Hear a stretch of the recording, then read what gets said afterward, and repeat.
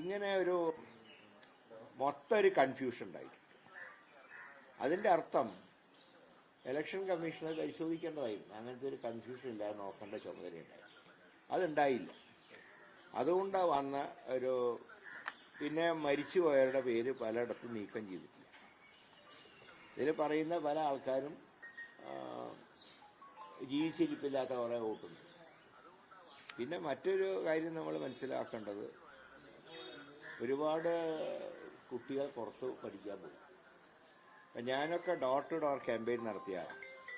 അപ്പോൾ ചില വീടുകളിൽ ചെല്ലുമ്പോൾ ഞാൻ ചോദിക്കാറുണ്ട് എത്ര വോട്ടുണ്ടെന്ന് ചോദിക്കുമ്പോൾ, സാർ 4 വോട്ടുണ്ട്, 2 പേർ സ്ഥലത്തില്ല, മക്കൾ പുറത്താണ്, ഒന്നുകിൽ ബാംഗ്ലൂർ അല്ലെങ്കിൽ സ്റ്റേറ്റ്സിൽ, അങ്ങനെയൊക്കെ ആയിട്ട് നമ്മുടെ പലരും യങ് ജനറേഷനിൽപ്പെട്ട പലരും സ്ഥലത്തില്ല, അവരാരും വോട്ട് ചെയ്യാൻ വേണ്ടി വന്നിട്ടില്ല. ഇങ്ങനെയൊക്കെയുള്ള ഒരുപാട് കൺഫ്യൂഷൻ ഉണ്ടായിട്ടുണ്ട്. എങ്കിലും ചെയ്ത വോട്ടുകൾ വെച്ച് നോക്കുമ്പോൾ UDF പ്രതീക്ഷ ഇപ്പോഴും വെച്ച് പുലർത്തുന്നുണ്ട്. മിക്കവാറും ചില ഏരിയയിലൊക്കെ മറ്റു പല പാർട്ടികളുടെയും പ്രത്യേകിച്ച് BJPയുടെ ഒരു നിസ്സംഗത ഞങ്ങൾക്ക് പല ബൂത്തുകളിലും കാണാൻ കഴിഞ്ഞു. അപ്പം അതുകൊണ്ട് പോളിംഗ് ശതമാനത്തിന്റെ കുറവൊരിക്കലും ഞങ്ങളെ ബാധിക്കില്ല എന്നാണ് ഞങ്ങളുടെ വിശ്വാസം. പൊതുവെ പറയുന്ന ഒരു കാര്യം, ഈ CPMന്റെ കേഡർ വോട്ടുകൾ അത് ഏത് സാഹചര്യത്തിലും പെട്ടിൽ വീഴുമെന്ന് പൊതുവെ പറയാറുണ്ട്. ഈ സാഹചര്യത്തിൽ ഈ പോളിംഗ് ശതമാനം കുറഞ്ഞാൽ പോലും ഇടതുപക്ഷത്തിന്റെ വോട്ടുകൾ പെട്ടിയിൽ കാണും, അതുകൊണ്ട് അത് അവർ ബാധിക്കില്ല എന്നുള്ള ഒരു ന്യായം അത് ശരിയല്ല. അത് പഴയ പോലത്തെ ഒരു കേഡർ സിസ്റ്റം ഒന്നും CPMനില്ല. ഇപ്പൊ കഴിഞ്ഞ തെരഞ്ഞെടുപ്പുകളിൽ കള്ളവോട്ട് ചെയ്യാൻ വേണ്ടി അവർ പറഞ്ഞു വിട്ട ആൾക്കാർ പോലും അവർക്ക് വോട്ട് ചെയ്തിട്ടില്ല. അതുകൊണ്ട് ആ പഴയ കാലഘട്ടമൊക്കെ പോയി. ഇപ്പോഴത്തെ മാർക്സിസ്റ്റ് പാർട്ടിയിൽ വന്ന മൂല്യച്യുതി ഏറ്റവും അധികം നിരാശരാക്കിയത് അവരുടെ കേഡർ വോട്ടുകളെയാണ്. അതും ഈ തെരഞ്ഞെടുപ്പിൽ പ്രതിഫലിക്കുന്നതാണ് ഞങ്ങൾ കണക്കാക്കുന്നത്. പൂർണ്ണമായിട്ട് ഞങ്ങൾ കണക്കെടുത്തില്ലെങ്കിൽ 50-ൽ കൂടുതൽ എന്നുള്ള ഒരു പ്രതീക്ഷയിൽ തന്നെയാണ് പാർട്ടി ഇപ്പോൾ നിൽക്കുന്നത്, പാർട്ടി മുന്നണി.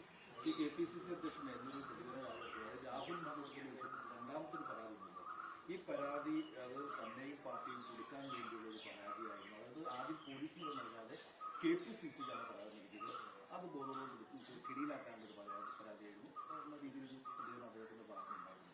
അല്ല, അതുകൊണ്ടാണല്ലോ അദ്ദേഹം അതിന്റെ സാങ്കേതികത്വം ഒന്നും പരിശോധിക്കാതെ തന്നെയാണ് അദ്ദേഹം DGPക്ക് ഫോർവേഡ് ചെയ്തത്. കാരണം ഒരു അതിജീവിത എന്ന് അവകാശപ്പെടുന്ന ഒരു വ്യക്തി സമീപിച്ചപ്പോൾ അതിന്റെ മറ്റ് മെറിറ്റുകളും കാര്യങ്ങളൊന്നും നോക്കാതെ തന്നെയാണ് അദ്ദേഹം DGPക്ക് ഫോർവേഡ് ചെയ്തത്.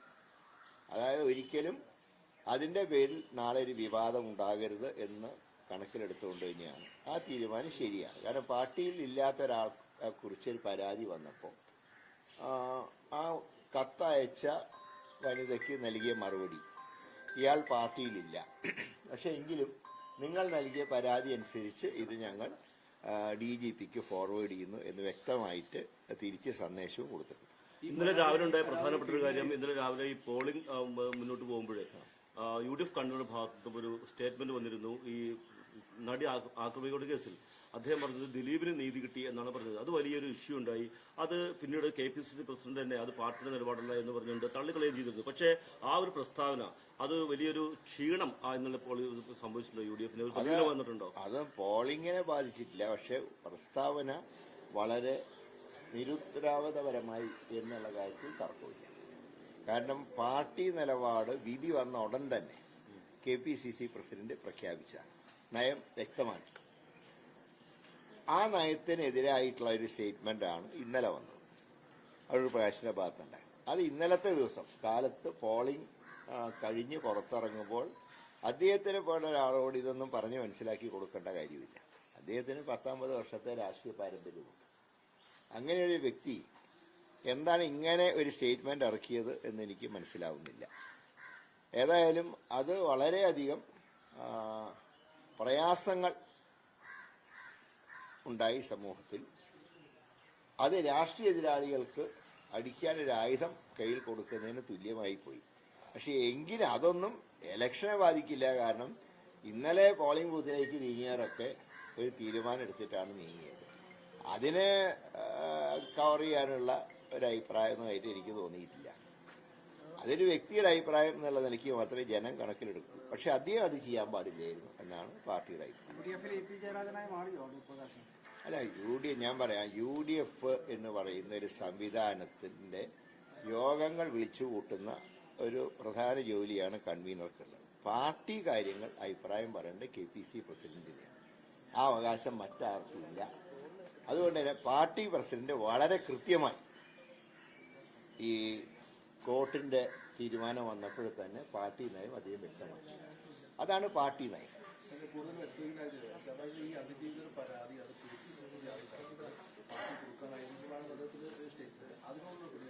അല്ല, അദ്ദേഹത്തിന് കിട്ടി, അദ്ദേഹം നേരെ DGPക്ക് പറഞ്ഞു.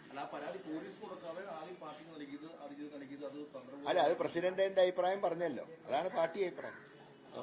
ഒരു കാര്യം കൂടി, ഇപ്പോൾ ശശി തരൂര് വീർ സവർക്കറുടെ പേരിൽ ഒരു അവാർഡ് മേടിക്കാൻ പോവുകയാണ്.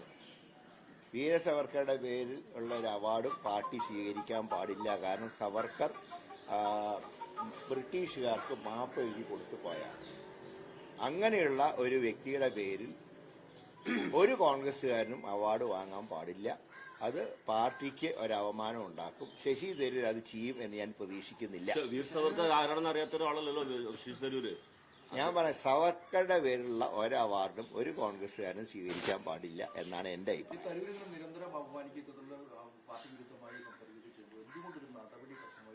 ഏതായാലും കാത്തിരിക്കുക. ഇന്നലെ ഏതായാലും അദ്ദേഹം വന്നു. UDFന് തന്നെയാണ് അദ്ദേഹം വോട്ട് ചെയ്തിട്ടുള്ള കാര്യം. UDF സ്ഥാനാർത്ഥിയുടെ ഒക്കെ സാന്നിധ്യം ഉണ്ടായിരുന്നല്ലോ ഇന്നലെ. അപ്പോൾ ഏതായാലും ഇന്നലെ അദ്ദേഹം വന്നു. പാർലമെന്റിന്റെ ഇടയിൽ തിരക്കിലും വന്ന് അദ്ദേഹം കോൺഗ്രസിന് വോട്ട് ചെയ്യുമ്പോൾ സ്വാഭാവികമായിട്ടും അദ്ദേഹം കോൺഗ്രസിന് പുറത്തു പോകാൻ ആഗ്രഹിക്കുന്നില്ല എന്നാണല്ലോ വ്യക്തമാകും. പക്ഷേ സവർക്കറുടെ പേരിൽ ഒരു അവാർഡ് സ്വീകരിക്കാൻ പാടില്ല. സുരേഷ് ഗോപി ഇന്നലെ വോട്ട് ചെയ്തത് ഇവിടെ ശാസ്ത്രമംഗലത്താണ്. വലിയ വിവാദമൊക്കെ ഉണ്ടായതാണ്. തൃശ്ശൂരിൽ അദ്ദേഹം വോട്ട് ചേർത്തത്. അപ്പോൾ അദ്ദേഹം അവിടെ സ്ഥിരം താമസക്കാരനാണെന്ന് പറഞ്ഞുകൊണ്ടാണ് അവിടെ ആദ്യം ചേർത്തത്. ഇതിനകത്തൊരു അല്ല, അത് ഞാൻ നേരത്തെ പറഞ്ഞല്ലോ, ഇപ്പോഴല്ല. ഇവിടെ വോട്ട് ചേർത്ത അന്ന് തന്നെ ഞാൻ പറഞ്ഞു, തൃശ്ശൂർ സ്ഥിരതാമസക്കാരനെന്ന് പറഞ്ഞ് തൃശ്ശൂരിൽ വോട്ട് ചെയ്തു. അപ്പം ഞാൻ കഴിഞ്ഞ പാർലമെന്റ് ഇലക്ഷനിലും എൻ്റെ വോട്ട് ഞാൻ വടകരയിൽ MP ആയിരുന്നപ്പോഴും ആ MP ആയിരിക്കുമ്പോൾ നടന്ന അസംബ്ലി, ലോക്കൽ ബോഡി, പിന്നീട് കഴിഞ്ഞ പാർലമെന്റ്, ഈ മൂന്നിടത്തും ഞാൻ ഒരേ പോളിംഗ് സ്റ്റേഷനിൽ ഒരേ സ്ഥലത്താണ് ഞാൻ വോട്ട് ചെയ്തത്. അതാണ് ജനാധിപത്യത്തിന്റെ മര്യാദ. അപ്പോൾ കരുണാകരൻ എവിടെയൊക്കെ മത്സരിച്ചെന്ന്, അദ്ദേഹം ഒരുപാട് വർഷം മാളയിൽ മത്സരിച്ചു.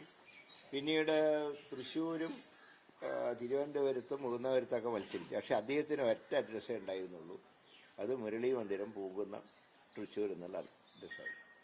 ഒരിക്കൽ അദ്ദേഹത്തിനെതിരായിട്ട് ആ വീട്ടിൽ അദ്ദേഹം സ്ഥിരതാമസക്കാരനല്ല, അതുകൊണ്ട് അദ്ദേഹം വ്യാജമായി വോട്ട് ചേർത്തു എന്ന് നവാബ് രാജേന്ദ്രന്റെ പെറ്റീഷൻ അന്ന് കോടതി തള്ളിക്കൊണ്ടു. അദ്ദേഹത്തിന്റെ പേരിലാണ് ആ വീട്. അതുകൊണ്ട് അദ്ദേഹത്തിന് മറ്റൊരു ഇടത്ത് അദ്ദേഹം വോട്ട് ചേർത്തിട്ടില്ല. ഈ വീടിന്റെ ഉടമസ്ഥൻ അദ്ദേഹമായതുകൊണ്ടും കേരളത്തിൽ ഒറ്റ സ്ഥലത്ത് മാത്രമേ അദ്ദേഹത്തിന് വോട്ടുള്ളൂ എന്നുള്ളതുകൊണ്ടും ആ പെറ്റീഷൻ തള്ളിക്കളഞ്ഞു. ഞാനും ഇവിടെ വോട്ട് ചേർത്തതിന് ശേഷം എൻ്റെ വോട്ട് ഞാൻ എവിടെയും മാറ്റിയിട്ടില്ല. ഇത് എന്താ പറയണ്ട, പാർലമെന്റിൽ ഒരു സ്ഥലത്ത് വോട്ട് ചെയ്യുക, അസംബ്ലിയിൽ വേറെ സ്ഥലത്ത് വോട്ട് ചെയ്യുക, കോർപ്പറേഷനിൽ വേറെ സ്ഥലത്ത് വോട്ട് ചെയ്യുക, ആ രീതി ശരിയല്ല.